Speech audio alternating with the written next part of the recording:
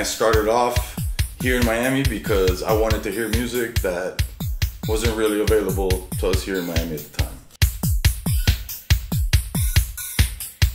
So you started off DJing and the label and everything else? Not even. Okay, let's get into this. So I was here in high school and I was going to the rave scene back in the day. And it was more to have fun with my friends. Not so much because I loved the music. I was a hip hop head at the time. But little by little, the more you go to raves, it grows on you. And the music started to grow on me and the whole scene grew on me. When I went away to California, I thought that the rave scene here in Miami must be the best thing ever because I was having the time of my life. When I went away to California and I saw shows that were 10 times as big with Warehouse. a variety of DJs, that I had never heard before that were just awesome. I went to a show one time, I lost a bet, and I went to a show one time out there called Fuzzy. And the deal with that show was they let you in for a discount or for free if you wore fuzzy clothes. And back then it was like a fashion statement back then to not only have the giant Jinko pants, but also fuzzy. They were made out of like carpet or like fur or whatever, man. Thank God there's no evidence of that like out there, because man, that was me with the pink in my mouth and the fuzzy and the bracelets and everything. But hell, lost the bet, I did it. I had a good time, man. Whatever, it is what it is. And shouts out to Monique. I came back over here to Miami and I wanted to show my love of what I had discovered over there in Cali. I wanted to share with with Miami, which is my home, and where I wanted to be. So at that time, the internet was just popping off, and there was Yahoo groups, and one of the Yahoo groups that you could sign up for was sfl8up.com. And what they did was that they would send you like a calendar listing of the events that were going on that weekend, if there was an event going on that weekend, usually one, maybe two. At some point, those email advertisements that they would send to you, they opened it up so that you could reply to them, and it actually became like an email group with like responses. And I would use that platform to suggest DJs that I would like to bring out, DJs that I had never seen here in Miami. Instead of that though, I guess I got annoying to the promoters at the time, and they started to tell me, well, you know what I mean, if you're so sure about it and if you know so much, why don't you do it? So I didn't really want to be a promoter. I enjoyed going to the shows, I enjoyed supporting them. I didn't really know that I wanted to be involved or anything like that. I just wanted to, to go to the show and have a great time with my friends and listen to music I like. But that challenged me to do it. So I approached, investors and put together the funds and decided, you know what? I'm going to do my first show. And I'm going to do what I wish a show could be like. And I'm going to bring some of these DJs that, maybe nobody here's ever heard of, but I'm going to balance it out with artists that are known here, and I'm going to try to do this show, It was on April 20th of 2001. It was called Nickel Bag of Funk, and it was at the Ice Palace Film Studios in downtown, which since then has become Carew and Y, and I think now it's back to the Ice Palace, and it's gone through a bunch of changes, but at the time, it was just warehouses. And we had to bring everything from the bathrooms, the bar, the sound. We had to bring everything. My plan was just to do that one show and kind of light a fire on the scene under here and start, sparking new things. But that didn't really happen. After that show, what happened was that these other promoters started asking me to DJ or to help promote their shows, and really through DJing. But I wasn't a DJ. So you had never DJed? I had never DJed before. I had done that show. My thing wasn't to DJ. I was running around, at the door, like, doing stuff. Like, I didn't have time to DJ, and I didn't think that, it was never a goal of mine to be a DJ. Like, there was these other guys DJing, and they were great at it. Like, why would I, guys and girls, why would I DJ? But I had been, I love music, so I had been collecting music for a little bit, and you know what? I took the gig. My first gig that I took was with Tommy Cruise from a company back then called 8-Track. And it was a show at Atlantis in Fort Lauderdale, which I don't think is there anymore. And what year was this? This is 2001. Because I did my show in April of 2001. And then I remember this was a long weekend show, so I'm gonna say it was Labor Day, so September of 2001. And I mean, they gave me, the last slot in the room upstairs playing drum and bass.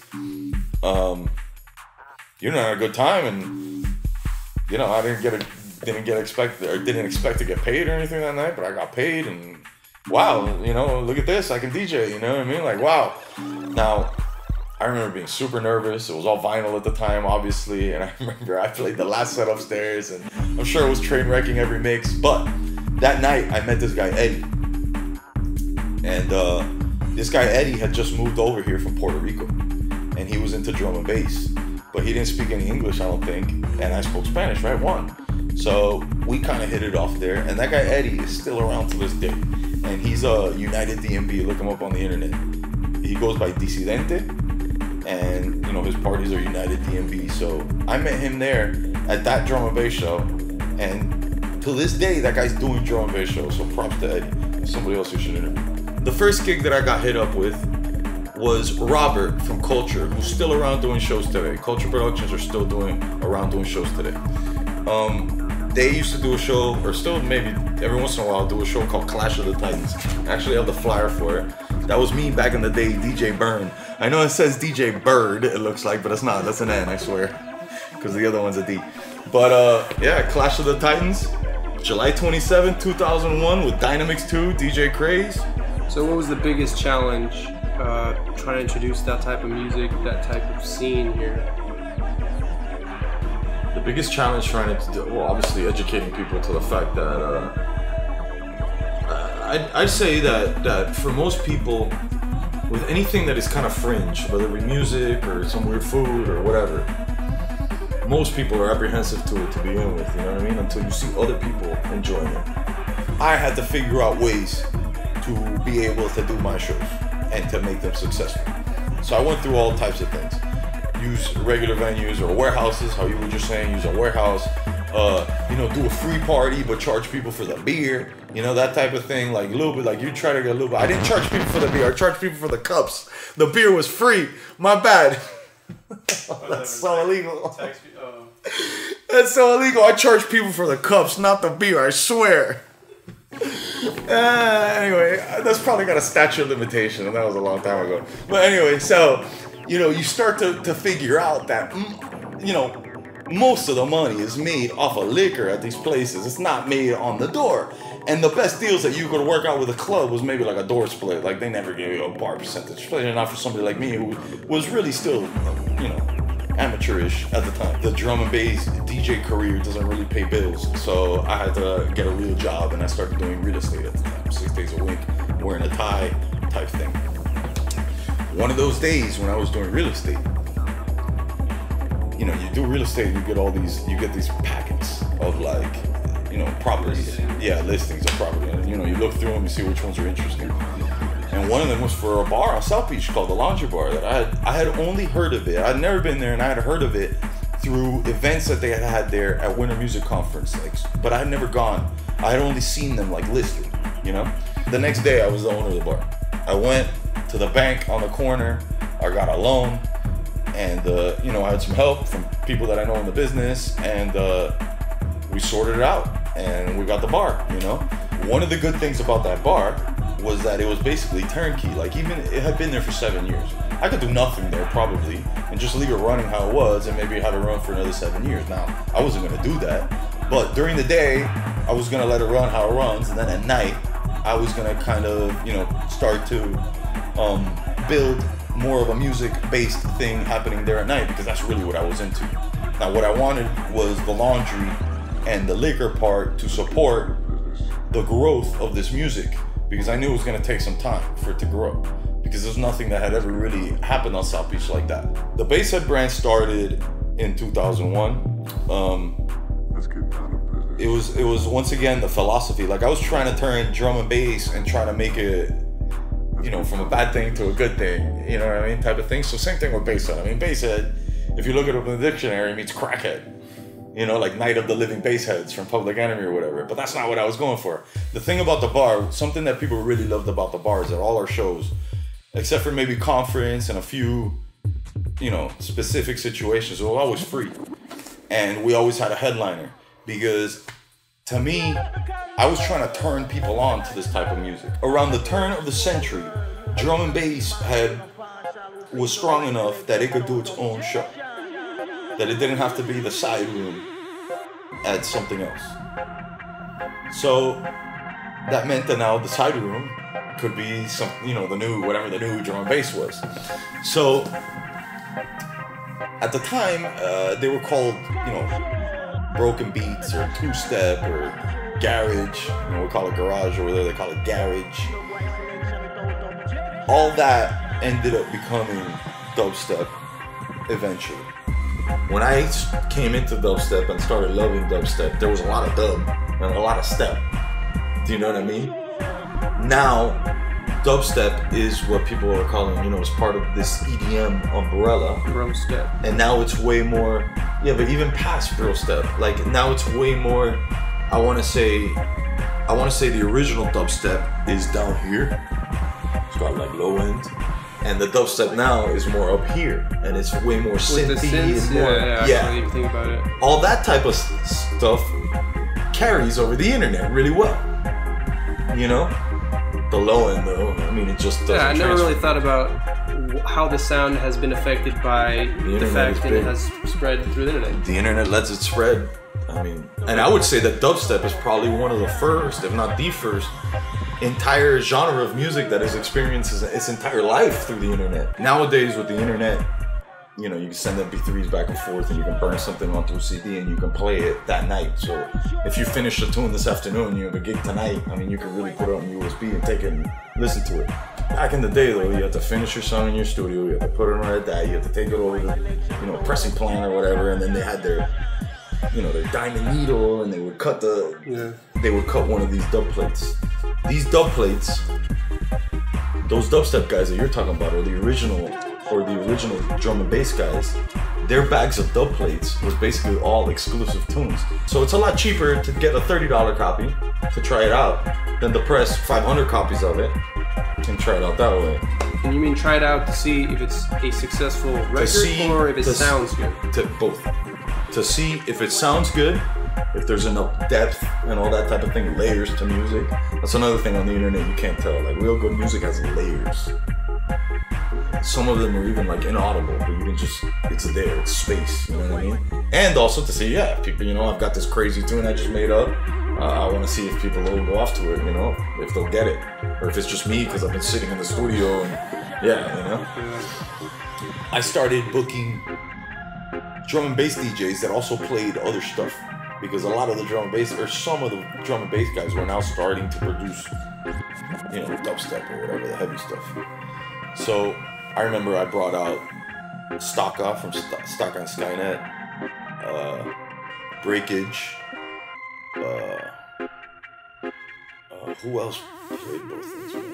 I remember even Tech Itch, people like that were like starting to dabble in the things. I would book them to play drum and bass, but then when I picked them up at the airport, I would be like, man, like you got your 2-hour set or whatever. If you want to take, a couple of minutes to play this new stuff, I'd love to hear it. And that's kind of how we started creeping it in. The first all dubstep night that we had was in September of 2007, and we called it Dubstep Massive, and it was Scream and Mala, and dubstep locals, but from Florida, because I had to book people from Orlando and other places, because even here in Miami there wasn't that many. Some jerk was on that line. If you know him, he's still local, he's around. Through booking all these different DJs, and through now the growth of this new dubstep thing, and the fact that there was all these people, this new thing happening, I decided that, man, I could start a label and I could push some of these friends of mine, like through this new thing, and just become even more involved in what I love, That's really what it was in this. Our first release was 12th Planet and Emu, a song called Control. And then the flip was a remix by Scream. So we came out hard. As a bass label, I'd say we're definitely experimental. We're definitely all over the place. And we've put out hip hop, house, and everything, but it all has a dope, good baseline driven. Now let's talk about you DJing. What is the key to your live performance? Like, did you start on turntables and expand to the MIDI controllers you use now? Okay. So I definitely started DJing on Technics 1200s. First decks I ever got, I still have. hardly ever use them anymore. Everything has changed since. When I first got into DJing, every club had 1200s. You had to bring your own needles, you had to bring your own slip mats, and you had to bring your own records, obviously. Big old record bag.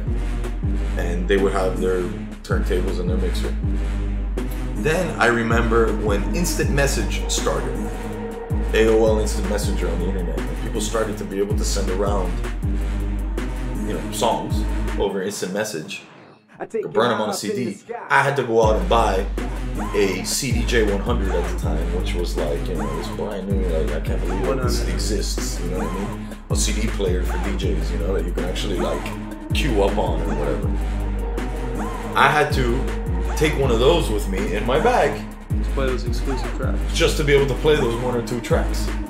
Then as the years progressed, I mean, it turned into the other thing where pretty much all your set was on CDs, and you would bring 1 or 2 vinyls out, and man, it kept progressing to the point where now clubs don't even have decks. I mean, you have to ask for them specifically, 1200s. I want my DJ sets to be full of stuff you haven't heard, but also stuff that you would never expect to hear with that stuff you haven't heard, and I want to make it all work.